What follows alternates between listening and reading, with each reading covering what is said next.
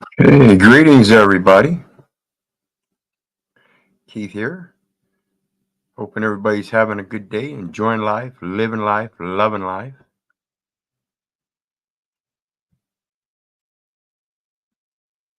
Coming at you tonight to talk to you about prepaid expense. If you've ever seen me talk about the homemade stamps, I call them. It's actually a franking, is the original term, franking. And it comes from a prepaid accounting practice or principle, actually. And we're going to take a look at a short Instagram video before we get started on everything as it relates to the prepaid expenses, because it relates directly to such things as insurances and leases and things like that. So we're going to watch this Instagram video first, and it's just a short, and we're going to talk about some insurance workings as they relate to businesses and how they operate.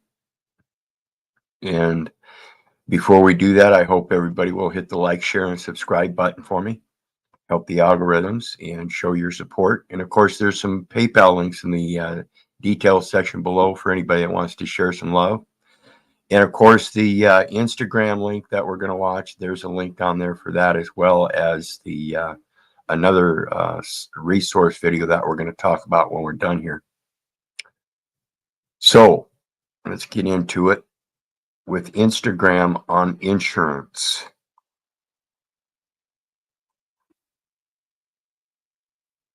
Didn't sue just Diddy. They sued his corporations. They sure did. And they sued his corporations and sued in her capacity as an employee. When you do that, it triggers commercial liability insurance. Yeah. And it triggers another policy called directors and officers. Okay. And we know he's a director of these companies as the CEO. So now you got two policies. What happens then is it takes away Puffy's ability to settle. It's not his choice no more. So it's no longer personal accountability. It's his organization. It's his organization. And it's no different than like if you hit somebody with your car. Mm-hmm. Let's say you have State Farm. Mm-hmm. State Farm gets to decide to settle, not you. You could say, I didn't run the stop sign. That's not true. They're lying. If State Farm says, we don't care, we did our investigation, we're settling. That's it. That's what happened here. So because they added those claims, the corporate insurance carrier got to say, read over and say, oh, hell no, we're giving her the money. We're hearing you. Diddy's public reputation is done. It's done. Yeah. And if he wants to be able to leave anything to his children, he needs to walk away from all of these corporations. Damn, he can no longer be the head of his corporations.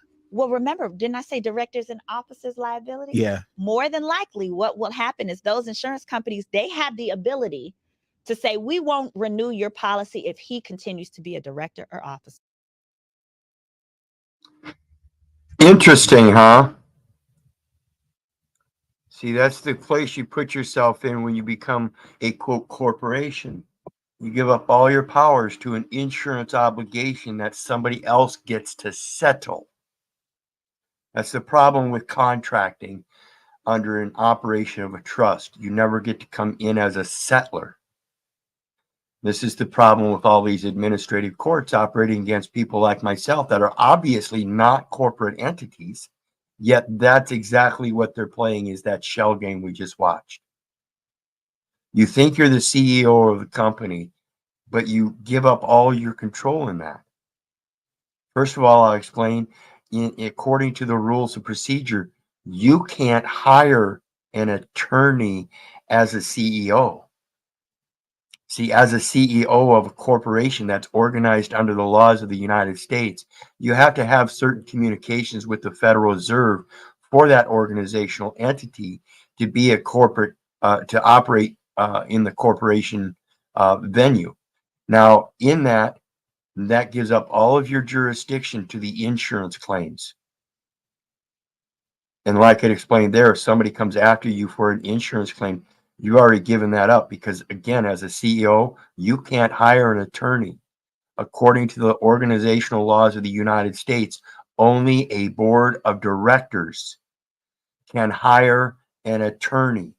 That means an attorney can only represent corporate entities that are lawfully or legally organized under the laws of the United States. That means they have to have that corporate charter and the communications with the Federal Reserve in order to operate in the capacity of issuing and receiving payments. That's in the commercial venue, the paperwork. That's why when you sign your name on a piece of paperwork, they're operating as if though you're a trustee of a corporate entity. And it's your corporate entity because it's in your name. So while we're on this, I want to explain that when you create your own corporation, and we see it all the time, you don't have to use your first and last name as already constructed as a legal name. And you don't have to use your given name or family name to construct a legal name. You can create your own legal name like Monopoly, like Nike, like Ma Bell. And you can change that name over time. This is how all of this commercial stuff works.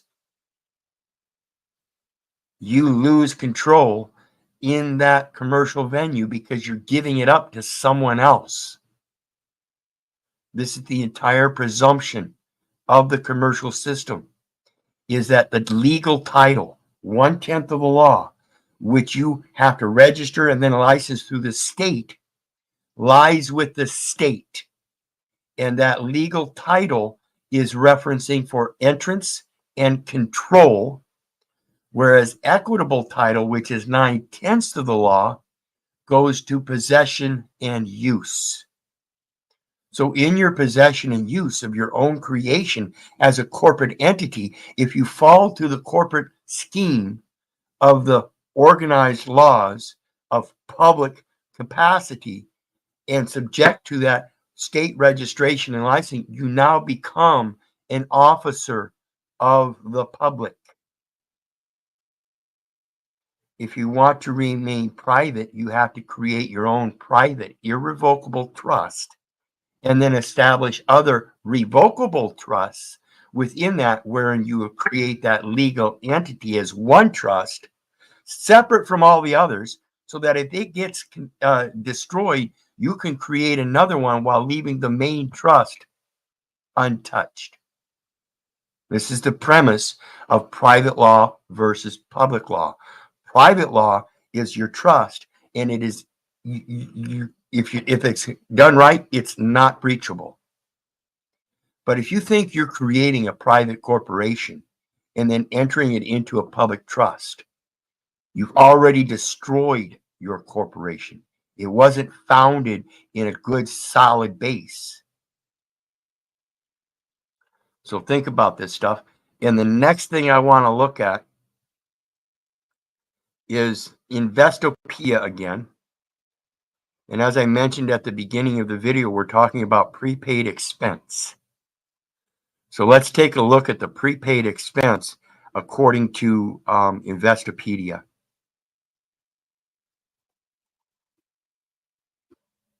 So prepaid expense, definition and example. It says, what is a prepaid expense? A prepaid expense is an expense that has been paid for in advance, but not yet incurred. So like I said with the Instagram thing, we're talking about insurance. And we look at this first sentence under Investopedia, and it tells us it's a prepaid expense is an expense that has been paid for in advance, but not yet incurred. Does that or does that not sound exactly like insurance? As we go down and read this, you will see that Investopedia clarifies, yes, It is just like insurance, leases, and various other things that we do in our normal everyday life, thinking that we're supposed to. So in a business, and again, notice it says in a business, and I am not a business, but yet in the performing or acting or looking like I'm doing the same thing, which is signing documents that we see officials sign. It is performing the functions of an official. So it's the performance of the functions of an official in a public venue is literally the same thing as performing the functions of public office while conducting your private trade or business. But that is not, you can't do that. So it's merely just a presumption that you're acting privately in a public venue, but the paperwork says otherwise.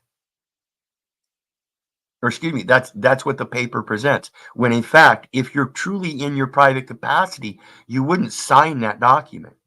You would know the private and public differences and know that any signature on that document should be nothing more than without recourse or benefactor, one or the other, as long as you know how to support them.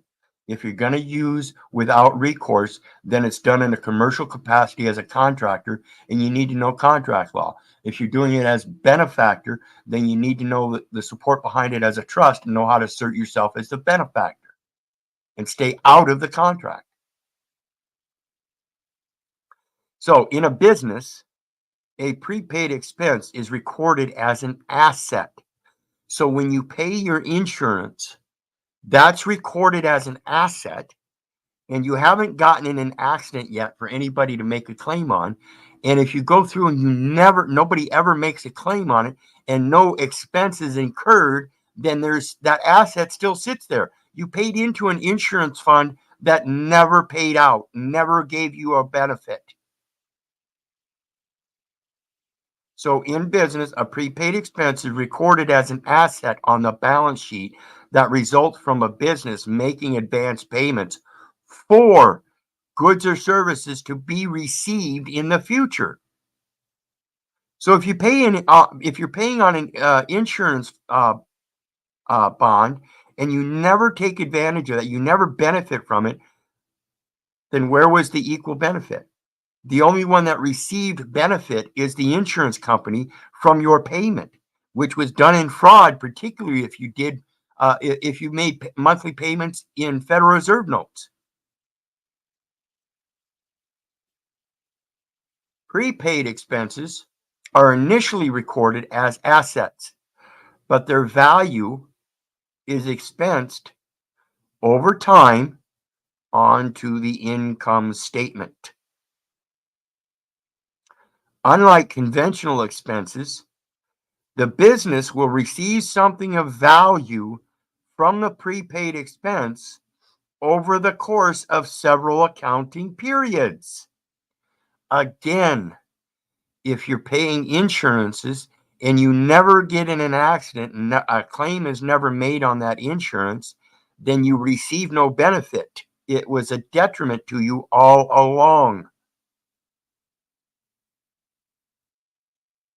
So I want to ask you, when you got that job and you paid insurance, when you end up having an accident on the job and you end up out of work for a while because you get unemployment benefits. That's what this is taught over the course of several accounting periods. That would be like your unemployment benefits. However, they're expecting that you'll reach the age of 65, retire, and then use all those benefits. But we're going to find inconsistencies on how that works when we read further. Because technically these are contractually for short term, like 1 year short terms. and not necessarily so short that they're 1 month terms, like as in one monthly payments. Instead of making a full prepayment at the beginning of the year for the insurance, they talk you into an insurance installment plan. Then at the end of the year, they renew the agreement to continue those installment payments. Okay. So let's go down a little further. It says key takeaways in business accounting. And again, in business accounting, you as the corporate entity would have your own accounting to take care of. So if you don't have this accounting because you're not operating as a corporate entity, this is the way, or this is one of the things that you use to pierce the corporate veil. A prepaid expense is any good or service that has been paid for but not yet incurred. This is one of the takeaways they're talking about. It's not really all beneficial because, like I said, if you're paying insurance for a full year and you never you never get in an accident, there's no claim made on it, and therefore nobody takes any benefit except the insurance company. The insurance company is the sole entity that takes benefit from your monthly payments, and you don't get to benefit later on. Prepaid expenses are recorded on the balance sheet as an asset, most often as a current asset. Instead of a long-term asset, it's a current asset, which is usually only about a 1 year period. Over time, prepaid expenses are expensed onto the income statement. Let's take a look at this real quick because income statement is blue line highlighted.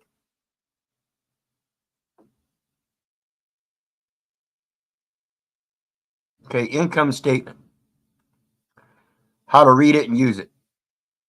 An income statement is one of 3 important financial statements used to reporting a company's financial performance over a specific accounting period. The other 2 key statements are the balance sheet and the cash flow statement. So if you don't have financial statements with a balance sheet and a cash flow statement, then you are obviously either violating the laws of a corporate entity under the United States as a corporate entity, or you are not a corporate entity. Because as a corporate entity, you're supposed to keep financial statements, balance sheet, and cash flow statement. Now, the financial statement, balance sheet, and cash flow come after the initial asset being supported by a certified financial statement of intent. All of these things are required.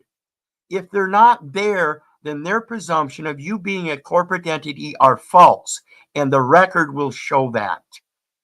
Again, the way you pierce the corporate veil is not that they're a corporation, but that you are not a corporation, and there is no record saying that you are, and yet the only way that you can hire an attorney is to be a corporate entity with a board of directors that can then hire that attorney.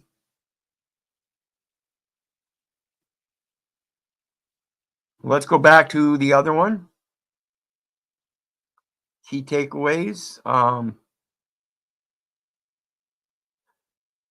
General accepted accounting principles stipulates that expenses should be recorded in the same period that the asset provides the benefit. So again, if you're making insurance payments on a monthly installment plan, what is the benefit? How are you compensated for a benefit at the end of that same period?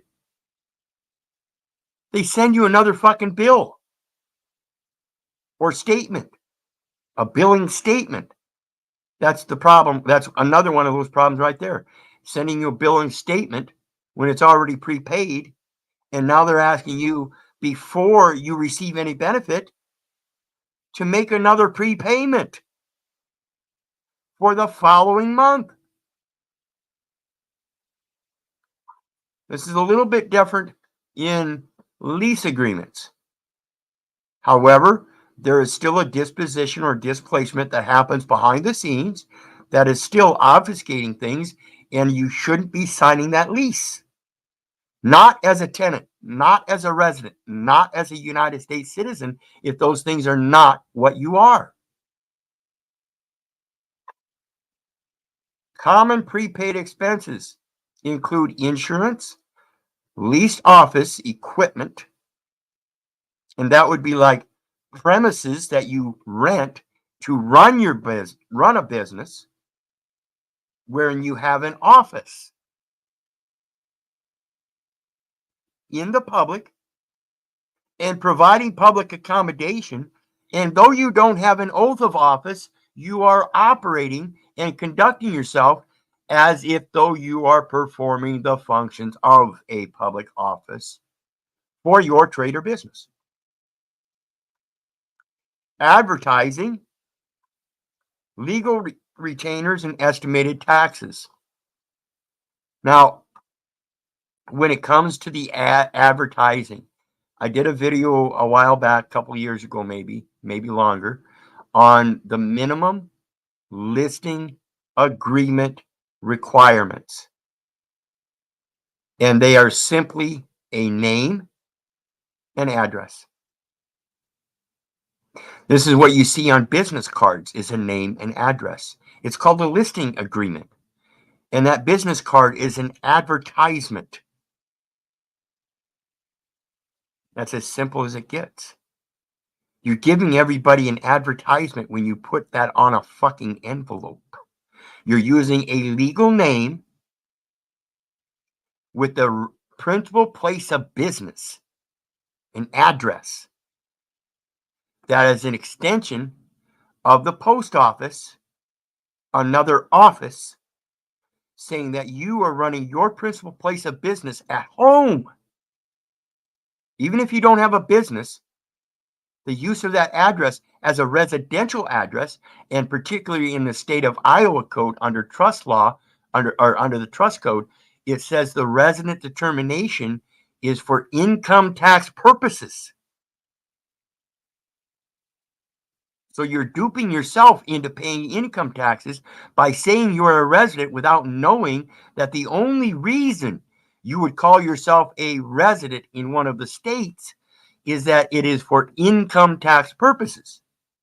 Whereas on the federal level, resident definition under 19 U.S.C. 81 lowercase o says no person shall reside within the zone, and zone being a foreign trade zone, again incorporating that term trade or business, except federal, state, or municipal officers or agents whose resident presence is deemed necessary by the board. The board being the Secretary of Commerce as the executive chair and the Secretary of Treasury. That's the capacity you're filling when you do these things under a presumption. So let's continue on. Understanding prepaid expenses. Companies make prepayments for goods or services such as leased office equipment or insurance coverage that provide continual benefits over time. Goods or services of this nature cannot be expensed immediately because the expense would not line up with the benefit incurred over time from using the asset.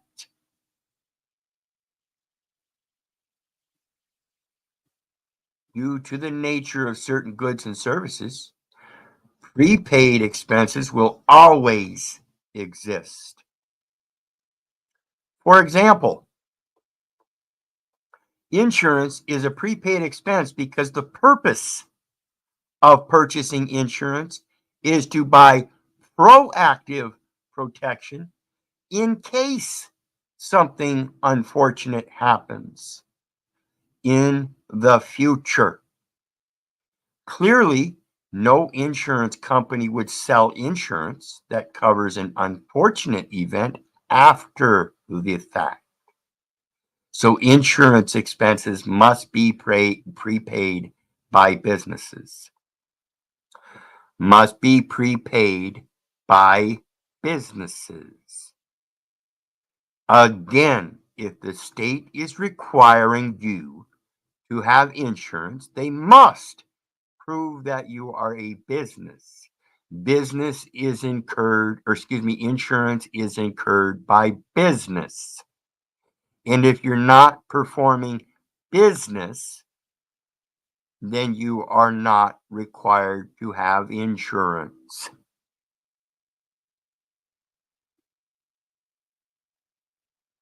Recording prepaid expenses. According to generally accepted accounting principles, expenses should be recorded in the same accounting period as the benefit generated from the related asset. I want to ask you one more time. How many times have you received a benefit after you paid your monthly insurance? If you did not get in an accident and you paid your monthly insurance and never received a benefit but got a billing statement in the mail saying they wanted you to make another prepayment, what happened to the prepayment from the first month?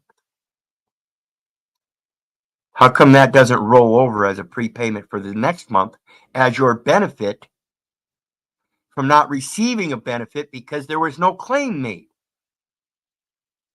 Same thing with leases. For example, if a large copying machine is leased by a company for a period of 12 months, the company benefits from its use over the full time period. So if you put down a signature on an insurance document and pay every month, what is the asset and what is your benefit that you receive over the full time period? How come you're not recognizing the asset, making sure that it's recognized as the asset and being able to use it as credit? Let's go to look at that real quick. What was that? 15 USC 1612.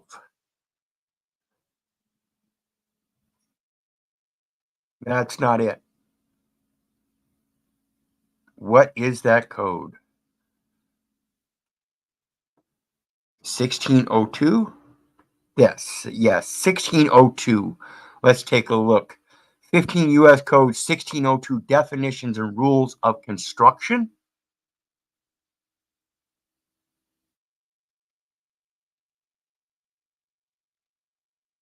The term credit card means any card, plate, coupon book, and that's that billing statement. It comes to you with a coupon attached that they tell you to detach. Even though they don't call it a coupon, it is in fact a coupon, or other credit device. Other credit device. Now, let me ask you something, folks.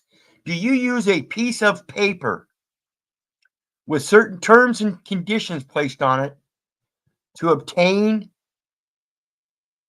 credit?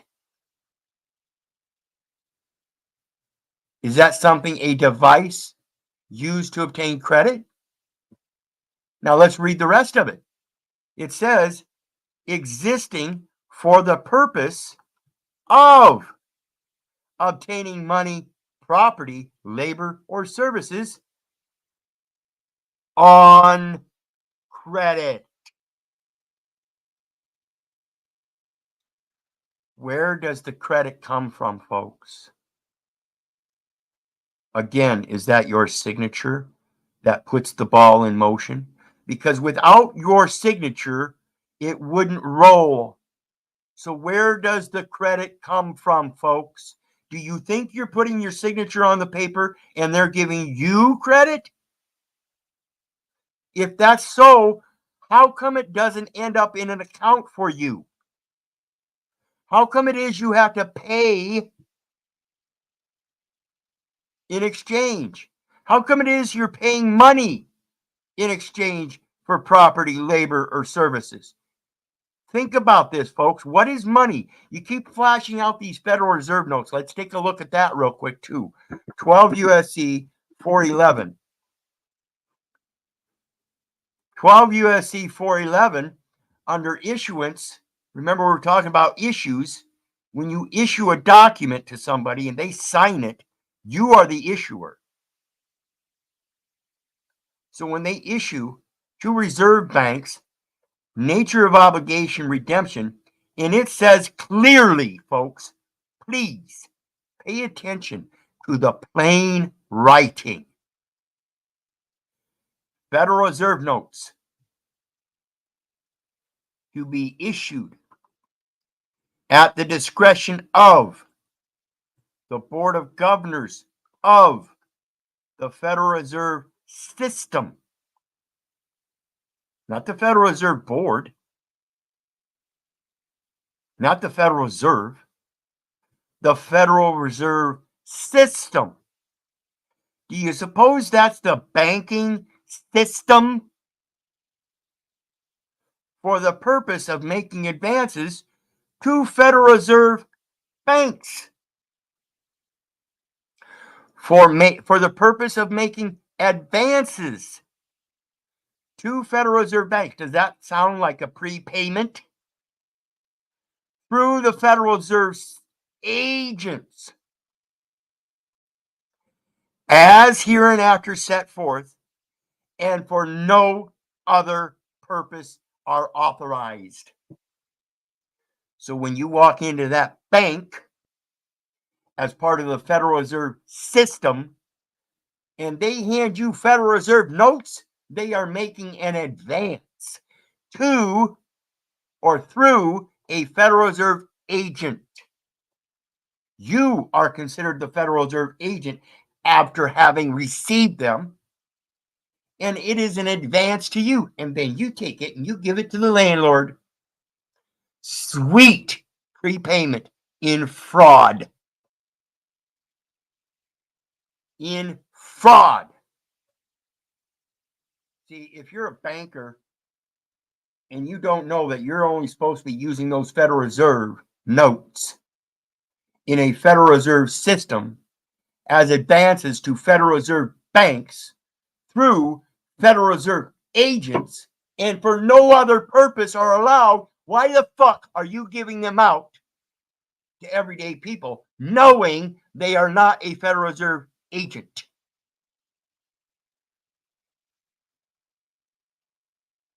Now you tell me again how I'm wrong when in the plain writing it says you're not supposed to be touching those Federal Reserve notes.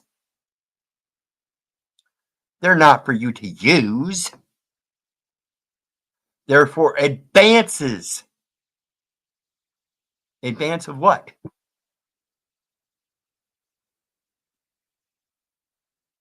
Kind of leaves it open, doesn't it? Oops.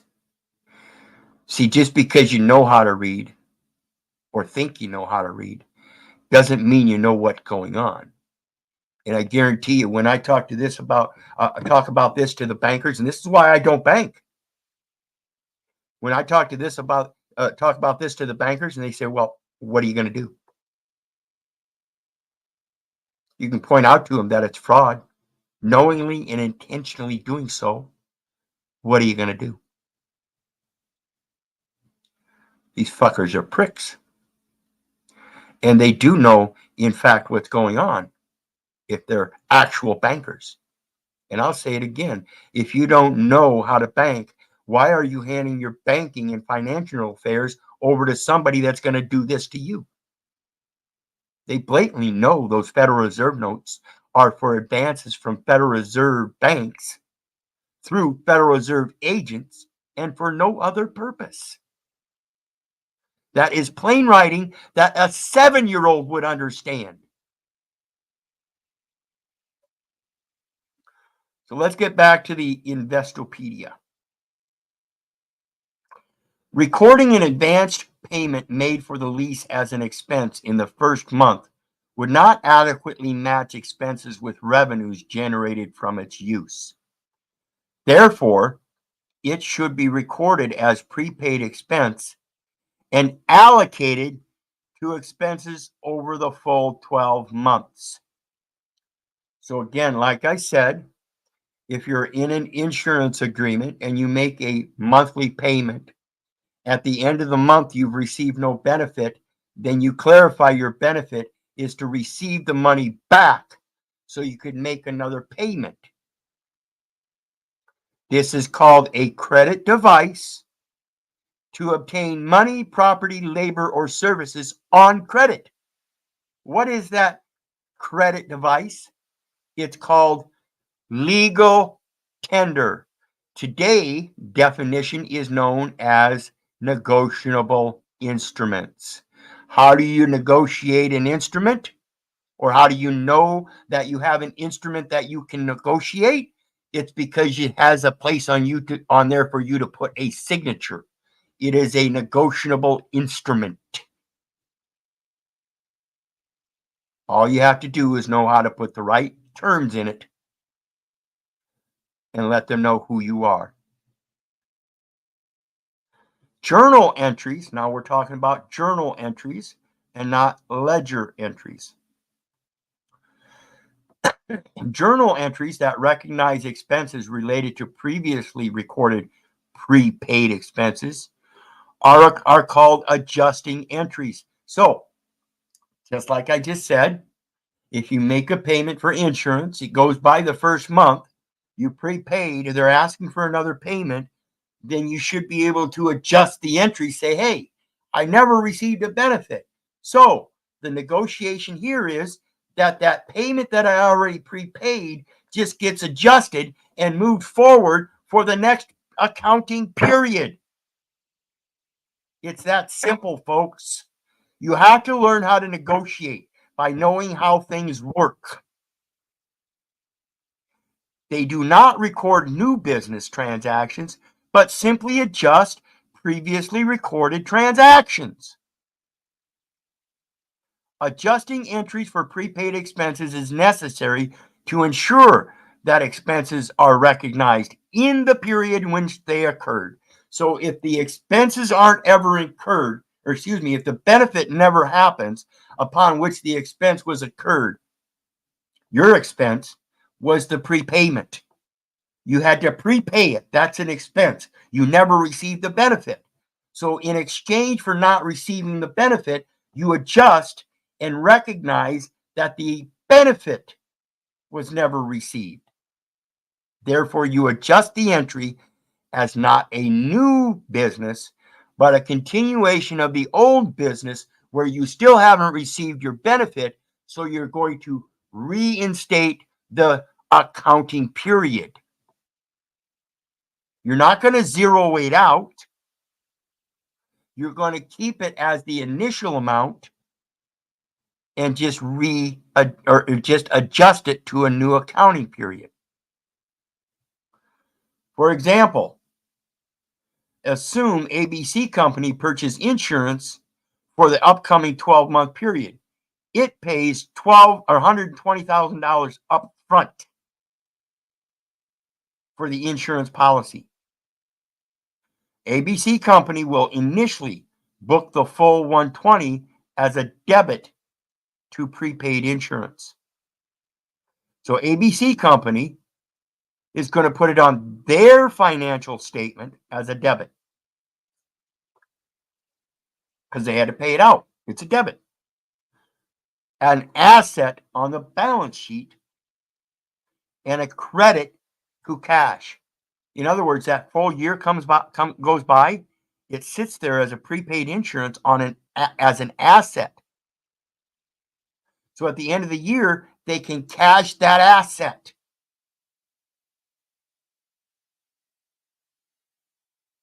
Okay? Each month, by the insurance company, an adjusting entry will be made to expense $10,000, 1/12 of the prepaid amount, to the income statement through a credit to prepaid insurance and a debit to insurance expense. So when you make that insurance payment, guys, on your individual capacity, not as a corporation, these insurance company keeps it as an insurance credit. It's a debit to you. The insurance still has it as a credit to prepaid insurance. and a debit to insurance expense, but they never incurred any expense. Therefore, they received 100% of the benefit.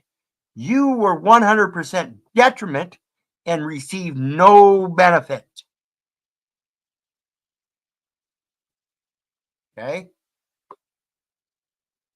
In the 12th month, the final $10,000 will be fully expensed and the prepaid account will zero. Okay? This is what I'm talking about with those month-to-month payments. If you haven't received that benefit out of the insurance, then it shouldn't zero. Okay, there's nothing countering the credit. There's no debit. It's listed on a debit, but it's never been expensed. Leases for rents are a little bit different. You receive a benefit by using the space. That's one of the assets. That's the asset that the landlord provides. Your asset is the signature still. Your asset will always be the signature. And remember, your asset as a signature will always go on financial instruments, legal instruments, negotiable instruments, and you have to be able to musically accord them for your own benefit. If you don't, it will be to your detriment. Is prepaid expense a current asset? Yes, prepaid expense is recorded as a current asset. Current assets are assets that a company plans to use or sell within a year. They are short-term assets. That's where you get that within a year. Use or sell within a year. So let's talk about that asset as it goes to the landlord. Like I said, the landlord's asset is the premises where you get to use. That is a lifelong asset, not a short-term asset, particularly if he's not planning on selling it, particularly if he's using it and intends to continue to use it for rents.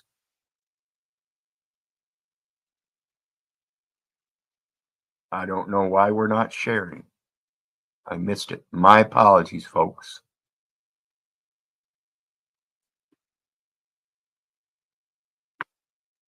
Within a year, they are short-term assets. So the landlord's asset is the home that he's renting out to you.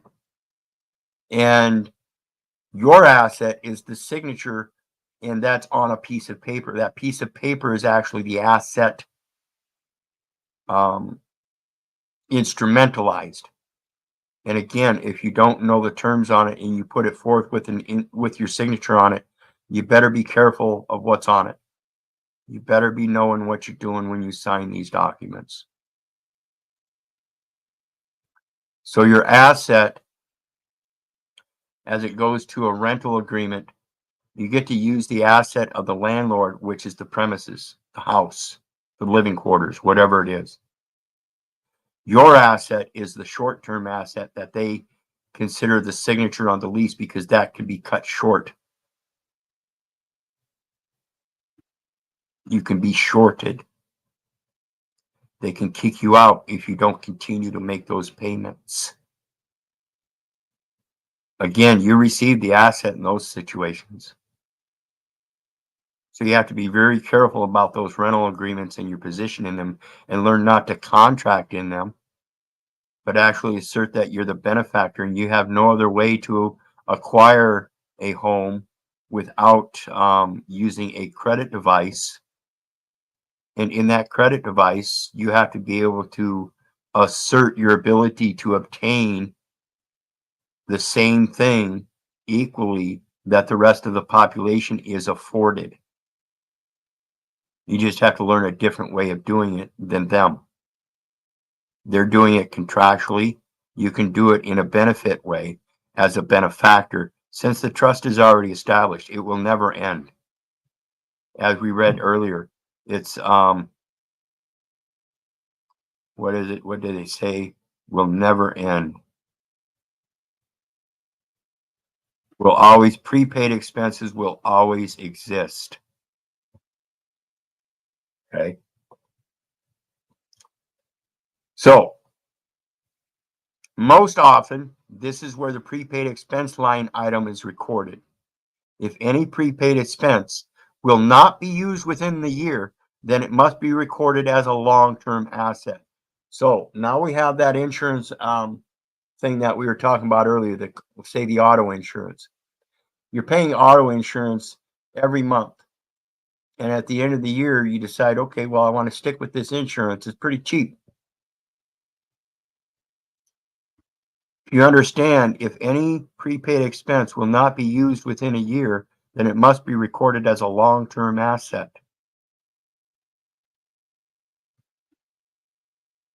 What's a long-term asset? It means it belongs long-term. It's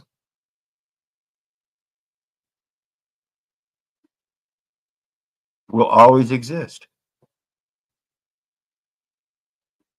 Simple. And we'll go over that long-term asset in another video. But that's effectually what I'm talking about, is you're making payments every month, that the first month you make the payment and don't receive a benefit, that first month's payment should roll over. Okay. And before we go any further, what I suggest is not get involved in insurances. I suggest you learn and research about surety bonds, because you can create your own surety bond just like an insurance bond and cover yourself. And it has to, of course, go through a insurance company, a bonding company. They are basically just writing the language for their benefit. Whereas if you do a surety bond and you know what you're doing, you can write your own surety bond that covers everything in your life. And it's so much cheaper because you can back your own surety bond with your own asset. And once it goes a year and it's never been expensed, it becomes a long-term asset. Okay? So again, do your research, expand upon this. This is a very limited video, going over some very minimum things, but it's a basic concept that I think people need to understand about every piece of paper that you sign. There's an insurance behind it.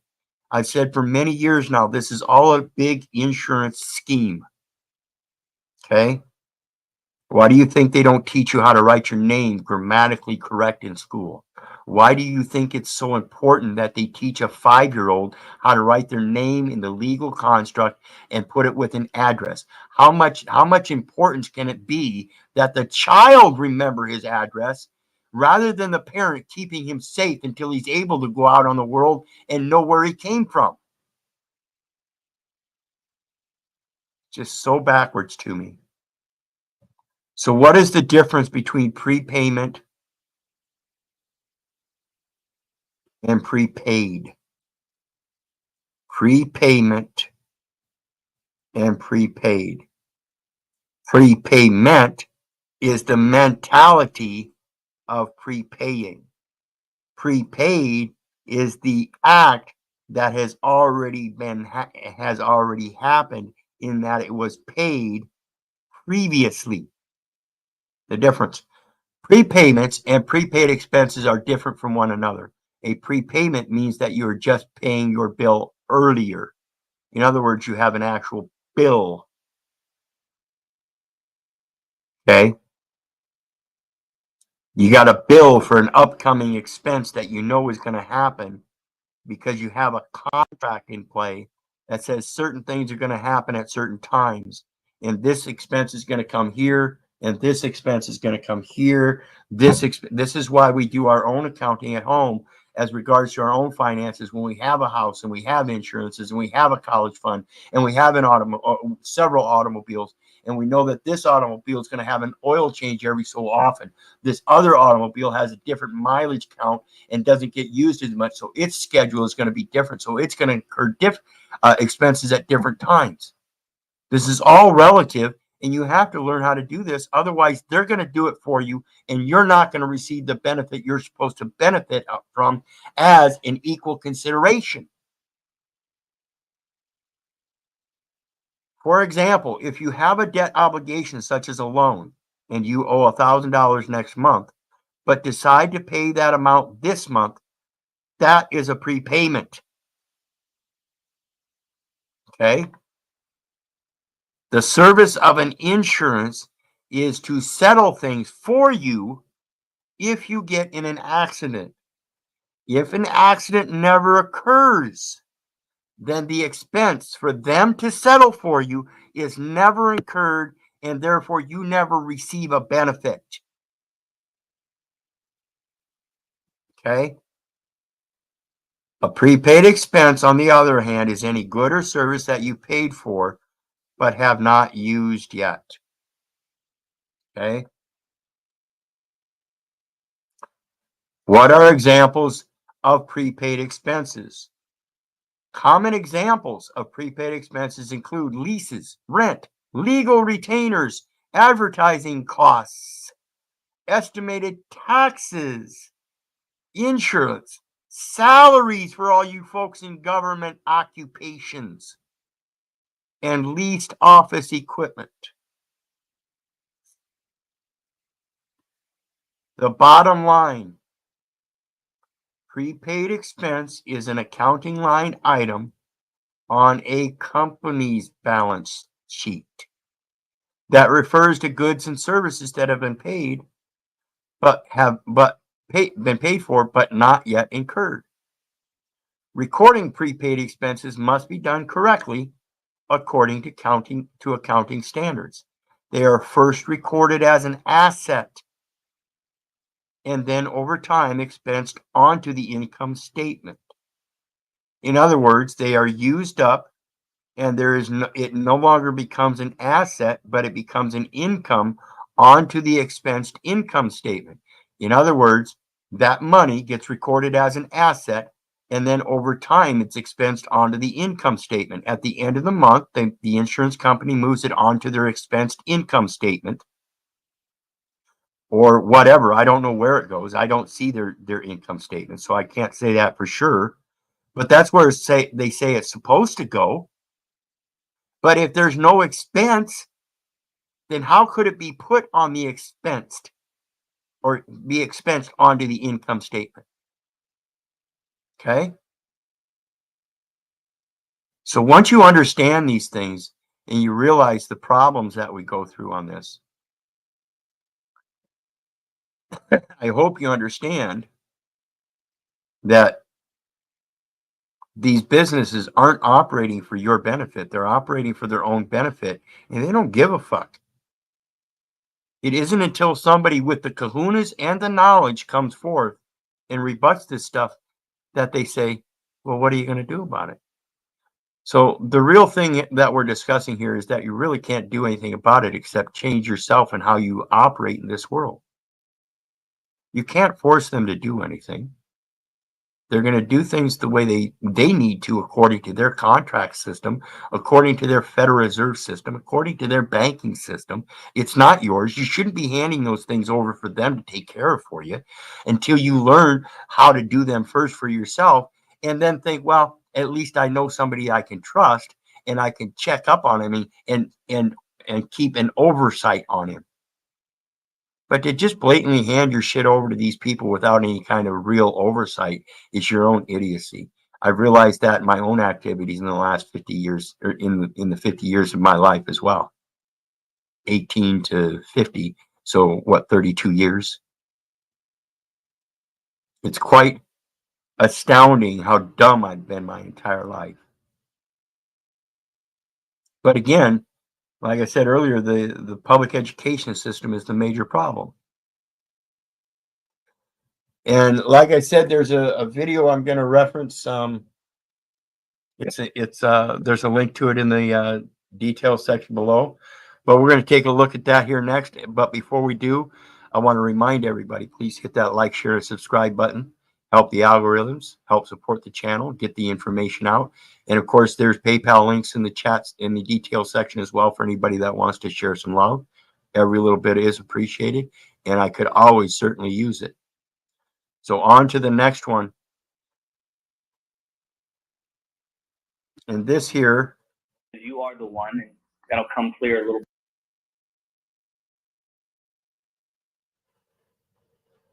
This is about a 2-hour video. Hey, everybody. Oops, let me find out. It's from The Truth Or. The Truth Or.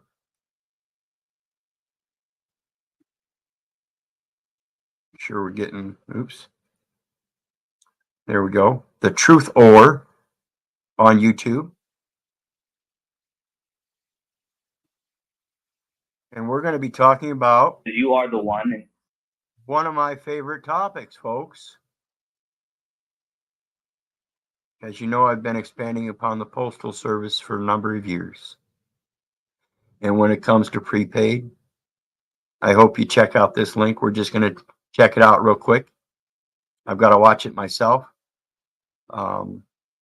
This is something I've already watched it. I've got to watch it repeatedly and continue taking notes to make sure that we are comprehending the same things, because this is the first time I've run across this guy, and tends to agree with me. And I've never known of this guy. One of the very few people I've ever run across that sees the same concept, but has expanded upon it much greater than most anybody else. So let's watch this real short. It's a 2-hour video, but we're just going to watch a short part of the introduction. Hey, everybody. How's it going? I'm going to do a really quick intro. Okay. It's your buddy Thor. I want to give all the credit to Morpheus, Trinity, and Neo. These, obviously, they are their, sort of screen names, online personas, but they compiled this video together, which is one of the most comprehensive videos I can find regarding the General Post Office and what the General Post Office is, and of course the judicial district. When you're doing registered mail, and in order to do a court presentment, like I appeared in court, instead of appearing with my living body, I appear per presentment through registered mail. Registered mail is doing mail through, doing court through the mail system. So that's the best. Again, people should really start learning how to do their mail or their court through mail presentments. Okay. Post office presentments. The Postal Service is a lot more than you think it is. And there's a lot of information in the International Mail Manual. So again, just real briefly, we have the post office that the American government, de jure government, set up, and then along came the United States Postal Service on top of it that said, we'll take care of the post office business if you let us make money on the other stuff. What happened was they stopped teaching people how to use the post office and only teach you how to use the commercial system. Go back to. And that's exactly right. Nobody ever discusses how to use the post office. And the post office, we should all know, is a post office, a bank, and a court. I urge you to do your research and find this stuff out. It is your judicial branch. It is where they make the judicial determinations. The judicial officer department is an independent and neutral forum within the United States Postal Service and comprises of the judicial officer, the administrative law judge, and the Postal Service Board of Contract Appeals. This is where the contracts are regulated. The de jure General Post Office. So for many people that have a lot of trouble taking action, not sure what do I do, how do I get started? Yes, this is long-term the best way asset. You can begin to take action to be free. Start learning how to use the General Post Office. Now listen to how they explain you go through this process. I've already done it myself. Other people within my network have done it as well. And when we go to the postmaster and we have a one-on-one with them, you can get them to do their job. Okay. Many times they're going to be resistant. Yes, damn. They always are. The system is set up that way. They have dumbed down those workers as well. So I want everybody to just sit back and really, really absorb all the information. Know exactly what you're doing before you go do it. Okay. All right. If you have any questions, definitely leave. See, I already like this guy. telling you the exact same thing I just got done telling you. You got to know what you're doing before you start doing this shit. And that they haven't taught us how to use the postal system. They've been teaching us the contracts. They taught us how to write the legal name. They taught us how to write the address. They do so. They start doing this stuff at 5 years of age. And you help them because you too were indoctrinated in the same thing. Please stop.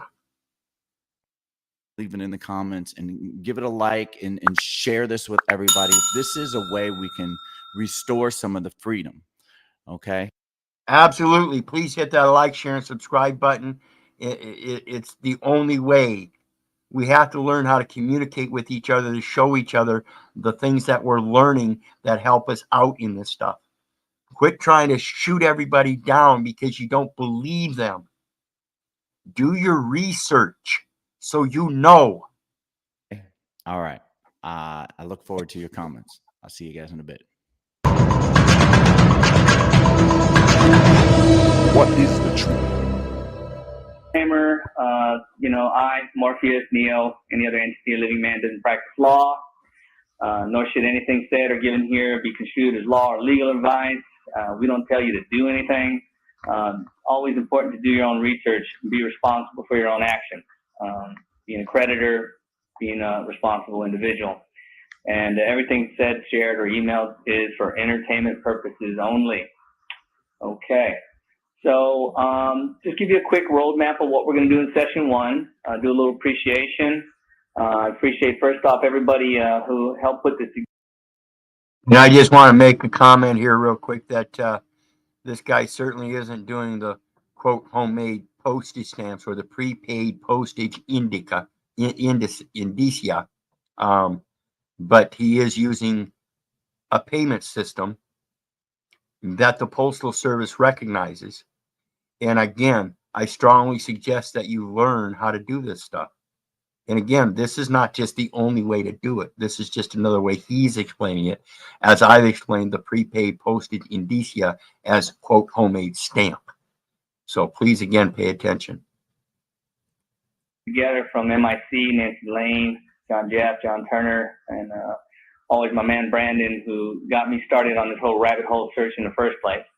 We're going to see a little bit of rabbit hole researching. For some people that are new, what Morpheus is talking about is basically taking one particular item, word or subject, and just start following that definition after definition after definition. So we'll be doing that. So again, concurring with my research that you need to look into the words, you need to learn the etymology, you need to go back to the definitions, find out what they're saying so you can get a better objective view of what's actually happening in all of these documentations and paperworks. And so if you are an experienced person, I'm sure you know how much time that takes. All right, so we're going to also cover what says. Yes, it's been 7 years so far. And it's because you're the one. How did you figure out that I could do this? Once again, because you are the one, and that'll come clear a little bit later when we talk about some law forms. How did I do it? We'll go through it step by step. So don't worry that if you don't get everything, you'll have access to this and all the items that are necessary for the documents and things of that nature will be emailed to you at a later time. And the mechanics of this is actually very, very simple. And nobody on this phone call won't be able to handle mechanics. This is much easier than an administrative process for sure. The comprehension of it may be a little bit different, but we'll get to that in a second. And at the end, we'll finish up with a little appreciation and love for everybody. And I'd like to say the same thing, aside from spending 7 years in the etymology and all the research into everything, I too have come to find out it really is a rather simple process, and we are actually making too much of it. But again, that's not totally our fault. That's because we've been educated in doing so. We've been educated to look at certain things and remember certain things, and that's a delineation of our true self. It actually creates an aspect where we think of ourselves in person, and we stay in that character thinking we are the person, when in fact we are much different. And that's the single most common fault that we have in this modern time, is that people don't know the difference between themselves and their person or their persons. You can have multiple persons. They have multiple characters. This is your character traits. Your emotions and things like that come out as different characters, different persons. So you have more than one person. Let's move on. So what you should see on your screen right now, some samples from around the globe sent to an entity known as Clark and Mazda over in Los Angeles, California. The upper left. And just like we spoke of in the Investopedia definition, prepaid expense, it talked about prepaid taxes. What do you think tax per Q is? That's exactly what we're talking about, is prepaid expense. Okay. One, actually. And when you understand the construction of the global postal trust services and how they are funded by the gross domestic product that is donated from each nation involved in the UN, then you understand the concept that it is in fact prepaid. That gross domestic product that they donated to that fund came from your sweat equity labor.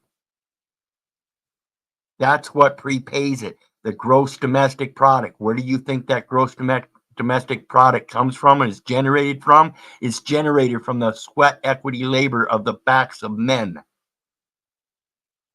Is from France, and you'll notice there's no actual stamp on That is the true credit. there, just the postmark of the post office. And you'll notice it says tax pursuit in the upper right-hand corner, UPURL 114.2.2, which is out of the UPU manual, which you can always Google for that one. Or I was going to include it on the email, but it's like 90 megs or something like that. So you can just Google that. And I want to mention to those folks out there wanting to do the research, remember, do not confuse the different manuals. There is a DMM, which is the domestic mail manual that the Postal Service will try to enforce, and that is the contract side. The UPU is the Universal International Mail Manual that he's talking about, the IMM, not the DMM, which is Domestic Mail Manual, the International Mail Manual. If you're applying as the Domestic Mail Manual, then you're part of that domestic entity. Again, you're being treated as a trustee as if though you're one of the contract officers of the domestic mailing system. But then you have the bottom one is from Thailand. And also this person who was traveling around the world, somebody I met at MIC1, sent me one from India. Where else is there? Japan and a few other places, and pretty much did the same thing. One thing to note is, we'll cover this toward the end, is the return address on the bottom one and the top. You'll notice that it actually says Culver City, California, non-domestic without the U.S. And that was dropped in a mailbox over in France or Thailand and England, and still got to Clark with no stamp. So it was all prepaid. They recognize it globally is the main point of that. Here's a couple more over on the left-hand side. You notice that one's, well, London. Notice the one here on the right. That's a priority mail package directly from the post office. He's got a registered mail label on here. He's got a red stamp with his over his tax per Q thing with his signature, and then they've even got a barcode. These are security measures. Okay? It's a securitization of communication in proper form. Professional person. Interesting on that one. The only thing that we got noticed on that one is on the bottom, on the front, you'll notice that it has little barcodes down there, a little imprint. But other than that, there was no other markings from either post office in London or from the United States, just using. And this is the same thing that I have on my dispatch article that I like to show everybody, the trifold, the manifold dispatch article. It has one thing on it. You can see the squiggly lines where it went through the machine, but it didn't cancel any stamps. And all they did was put a pink. This one here has a black barcode at the bottom. The one I have has an actual very light pink barcode. You can hardly see it, but it is machine readable. And when I take it down to the post office to verify it, it says yes. It means it went through this machine on this day at this time, and it said it's valid. And nobody disputed it. Benefit is received upon the prepaid system. In the tax, or once again, we'll be covering a few other things like that. I got somebody dialing in here. We just won't answer that. But the interesting thing is just have a label on the back that says Royal Mail. This one actually took approximately, I think it was about 2 months to get to us, but everything else. That's another one. Instead of tax per Q, up in the right-hand corner where the stamp goes, you can put Her Majesty's Royal Mail. Because that's what we're talking about. It's Her Majesty's Postal Union. Understand this. The Universal Postal Union is Her Majesty's Postal Union. They work for the royal houses, contracting for goods and services for the royal houses. Got point A to point B within, usually even across the globe, somewhere from 4 to about 10 days. Pretty fast. The one on the right, we'll go into more detail at the end once again, is something that we send out, and it looks something like this. This one, if you look at the bottom in the front, you'll notice it says Liverpool. I went ahead and crossed out the person's name, as you can see. But this one came from right above that. You can see it says from Santa Monica, California Republic. This was registered mail, as you can see, right above that. And up in the upper corner, we have a little tax pursuit label. It says IMM 742.1 and 742.2, which we'll cover in a little bit. Got a little date. Have a little stamp and seal there, signature. And the little red postmark, the round thing, it's a little hard to see, but that actually says Santa Monica, California. And the other interesting thing to note on that one is that extra registered mail stamp right there at the top, that one actually looks like the one that comes, they place that on there once it gets over to the other country on the registered.